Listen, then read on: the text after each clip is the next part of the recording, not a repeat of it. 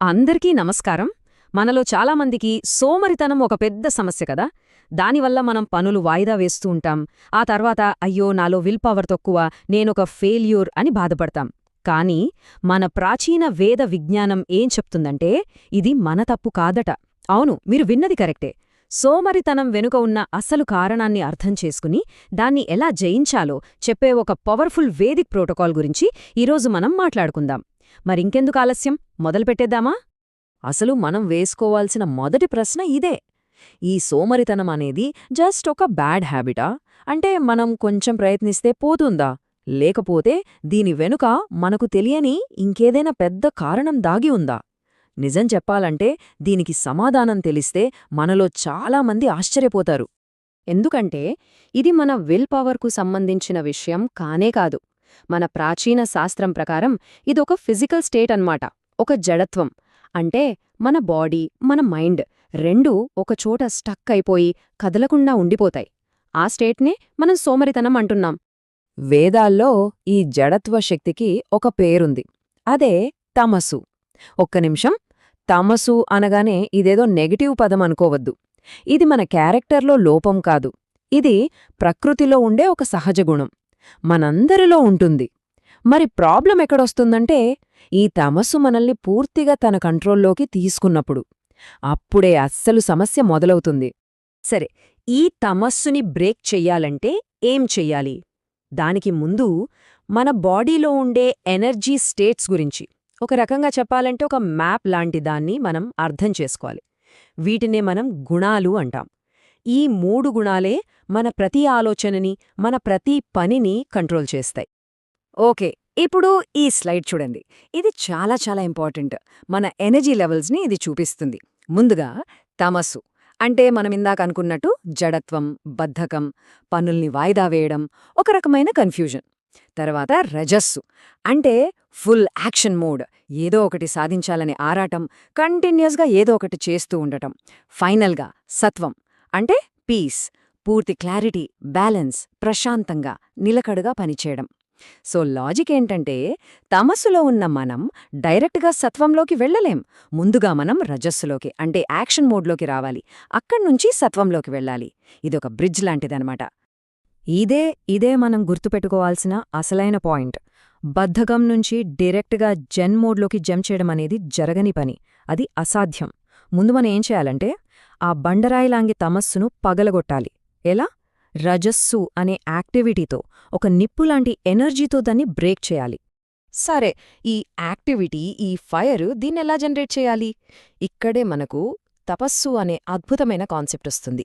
తపస్సు అంటే ఏదో కష్టపడిపోవడం కాదు, క్రమశిక్షణతో చేసే ఒక ఇంటెన్స్ ప్రాక్టీస్. సింపుల్గా చెప్పాలంటే మన లోపల ఉన్న ఇంజిన్ను స్టార్ట్ చేయడానికి కావలసిన హీట్ అన్నమాట. ఈ వేడి ఆ తమస్సు అనే చల్లుదనాన్ని కరిగించేస్తుంది. అసలు మనలో ఈ జడత్వం ఎందుకొస్తుంది? వేదిక్ సైన్స్ ప్రకారం దీనికొక బయలాజికల్ రీజన్ కూడా ఉంది. దాన్నే ఆమం అంటారు. అంటే మన బాడీలో అరగకుండా పేరుకుపోయిన వ్యర్థాలు, టాక్సిన్స్ అన్నమాట. ఈ ఆమం బాడీలో ఎక్కువైనప్పుడు ఆటోమేటిక్గా మనసు కూడా డల్గా, స్లోగా అయిపోతుంది. సో గుర్తుపెట్టుకోండి, స్లగిష్ బాడీ అంటే స్లగిష్ మైండ్. మరి ఈ ఆమం అనే టాక్సిన్ను ఎలా క్లీన్ చేయాలి? మన బాడీని, మైండ్ని ఎలా రీసెట్ చేయాలి? దీనికి ఒక సింపుల్ 3 స్టెప్ ప్రోటోకాల్ ఉంది. Number 1, 5 PM rule. సూర్యాస్తమయం తర్వాత ఏమీ తినొద్దు. డైజెస్టివ్ సిస్టమ్కు రెస్ట్ ఇవ్వాలి. నంబర్ 2, సాత్విక ఫుడ్ అంటే పండ్లు, కూరగాయలు, నానబెట్టిన గింజలు లాంటి ప్రాణశక్తి ఎక్కువగా ఉండే ఆహారం తీసుకోవాలి. ఇక నంబర్ 3, ఇది చాలా పవర్ఫుల్, బ్రహ్మముహూర్తంలో నిద్రలేవడం. అంటే ఉదయం 4 నుంచి 6 గంటల మధ్య.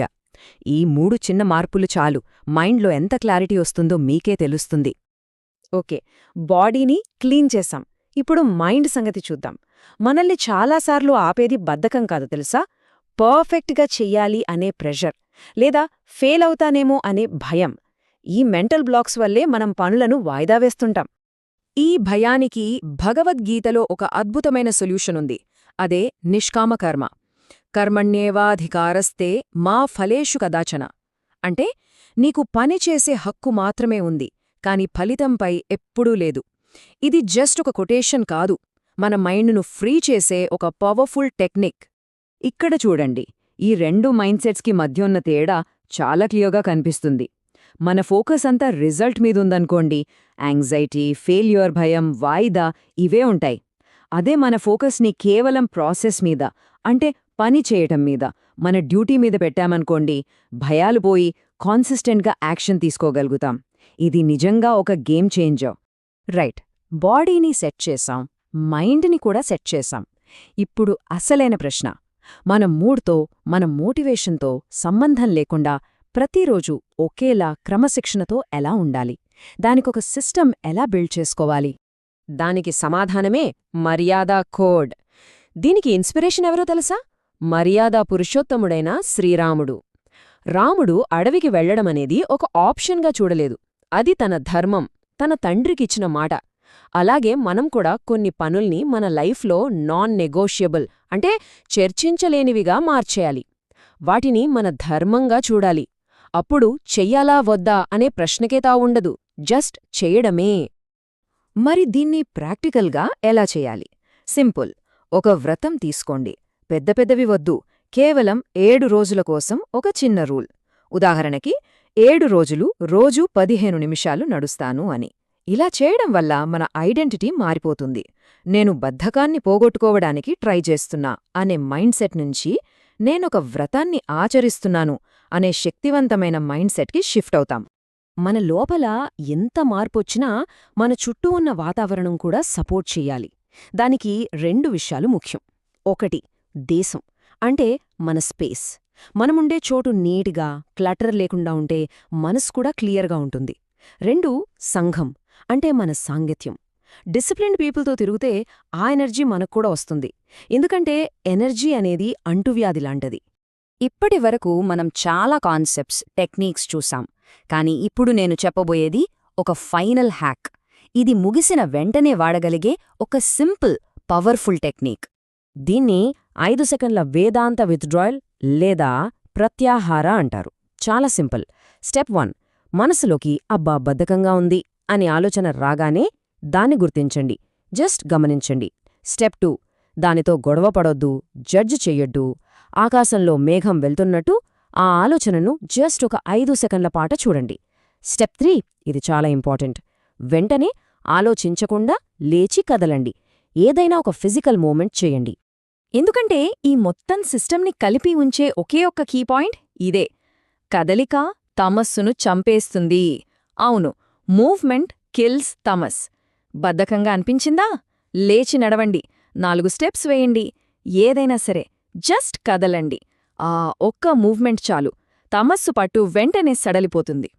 సో, ఈ విశ్లేషణ ముగించే ముందు మనందరం మనల్ని మనం వేసుకోవలసిన ప్రశ్న ఒకటుంది. ఈరోజు మన మైండ్లోకి వచ్చే ఏ లేజీ థాట్ని మనం జస్ట్ అలా గమనించి వెంటనే యాక్షన్లోకి మారుతున్నాం? ఆలోచించండి.